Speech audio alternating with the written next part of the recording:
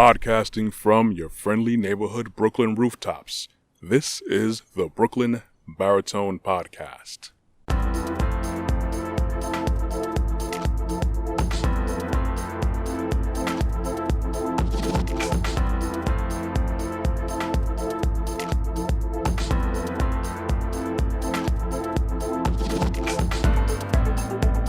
All right, everyone.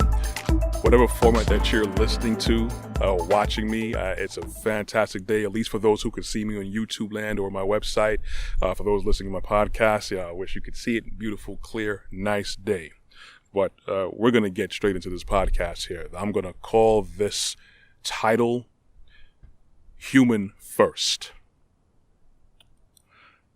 Recently, the deaths of George Floyd and Ahmaud Arbery by the hands of callous, hateful, and deliberate individuals reveal the undoubted and unchecked racist culture that has plagued its existence for centuries by way of academic and cultural indoctrination, via false sciences, biased and unethical lawmaking, and a very successful, aggressive global marketing campaign against people of color. Now, I do get it that many people of color, especially in this country in America, don't have the unified effort for positive movement the way they should. But believe me, that's another episode that I will be covering. Let's move forward. The acceptance of these racist ideals and actions reflect not just on the individuals that commit them, but even more of those in leadership positions. The bigger picture here is that the police and public are on the ground in the trenches, in major conflict with each other. What about those that have the authority over the wayward actions of law enforcement? How many actually have gone forward with disciplinary actions to cull the gross abuse of those in law enforcement? Has your councilman done anything? Has your congressman done anything? Has your senator done anything? Has your police commissioner done anything? Has your mayor done anything? Has your governor done anything? Has any of your presidents done anything? Before you answer that, we're going to go furthermore into the meat of all this. In USAtoday.com, 2019, a report was taken of 200,000 accounts of national police misconduct records. The findings in these reported police misconduct records is that dishonesty in law enforcement was a frequent issue with these misconduct issues.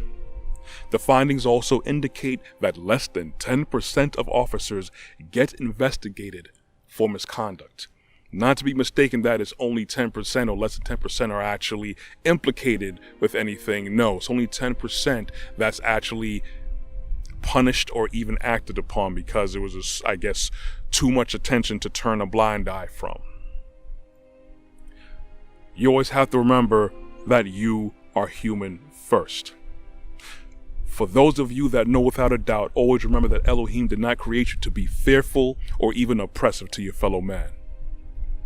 For those that are indifferent or even reject our creator Elohim, whom I always talk about,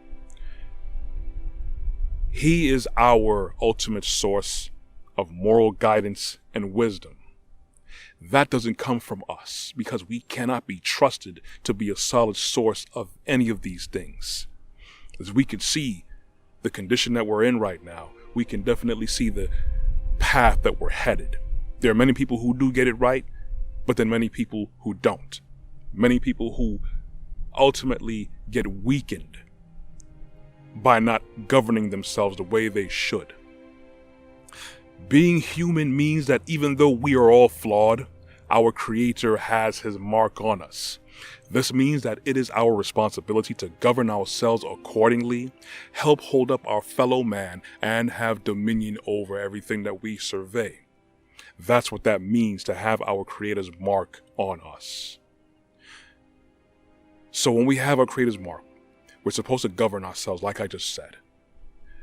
So even more so, those who are entrusted with these positions, law enforcement and higher, they should have higher accountability when things don't go right and things are left unchecked. These things should not be left for us, civilians and public, to have to deal with on our own accord. The problem is, there are people in these positions who are definitely appalled by these actions all the time, but then there are a lot of them who want to do something, but they can't because they don't want to jeopardize their career because they will definitely have backlash. And then we have those that are in these leadership positions that are down for whatever is being done to other people, as long as it's not being done to them. Or they're even, in fact, part of these organizations, of these like-minded individuals that like to oppress other people. We have to keep our leaders in proper accountability. You see, I was in the Air Force. I'm a veteran. And I know about what's called the UCMJ, the Uniform Code of Military Justice. You see, when we had gross negligence or misconduct or abuse, this term was known as fraud, waste, and abuse, a well-known term with a lot of people who are in the service now or who are veterans, even people who are in the United States government. This is a term that's used for people who misuse funds, misuse resources, and abuse their authority because they are entrusted. We were entrusted with public funds and resources. So whenever we were found guilty of such things, we had the Uniform Code of Military Justice to make sure that we were either reprimanded properly, demoted. A lot of people lost that big chunk of change they were getting every month. Many people were dishonorably discharged. That means you are pushed out of the military effectively, and effectively not getting or receiving any pension in any way, shape, or form. And that also meant that you would not set foot in the United States military again, and it was very hard to get into the United States government after that. This also made sure that people who were found very guilty of gross negligence that probably cost a lot of money, that showed the military in a very negative light to the point where they could not just recover from it or sweep it under the rug, or your actions caused the death of other people or harm of other people, or even compromise data and resources. That was jail time. You went to Fort Leavenworth. Full-time residency all the time. Then you got out, federal prison of one of the highest degrees.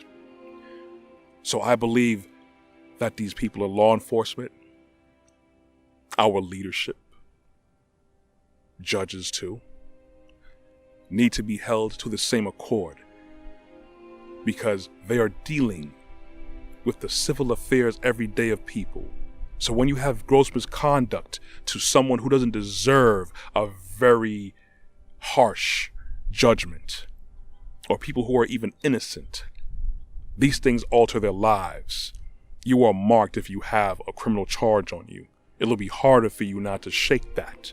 Not just your reputation, but now if you want to move forward professionally in this world, that's going to be in control by money and status. These people need to be held to the highest form of the law. Gross negligence. The problem is, of course, we don't govern ourselves properly, which is why we're in this problem where we need to be policed. And now, as man continues to show his ineptitude to live properly, we have to police the police. The cycle is not going to end until we get right with what we know is proper. Whether you believe it or not, we have to understand that God, Elohim, Yeshua HaMashiach, is the source for everything. We cannot possibly seek out a solution with the same mindset that made the problem in the first place. We have to seek higher than what we're doing now and better. Anyways, hopefully I made you think. Hopefully I might have stepped on some toes. That's good. I want to make sure that you always can find my content on my website at www.inescapable.com. www.brooklynbaritone.com. You can also catch my content on YouTube. My YouTube channel is Brooklyn Baritone. You can also find me on LinkedIn under Corey Ashley. I'm also found on Instagram and Facebook. You can also check me out on the iTunes Play Store and the Google Play Store. Make sure you guys subscribe to my YouTube channel as well. Anyways, leave you on a note. Unfortunately, we are soured all around, but it can easily get better. We just have to make sure we find a way to manage our own weaknesses to help other people around. I want you guys to be blessed. I want you guys to stay safe. You will hear from me next week. Walk good. I'm out.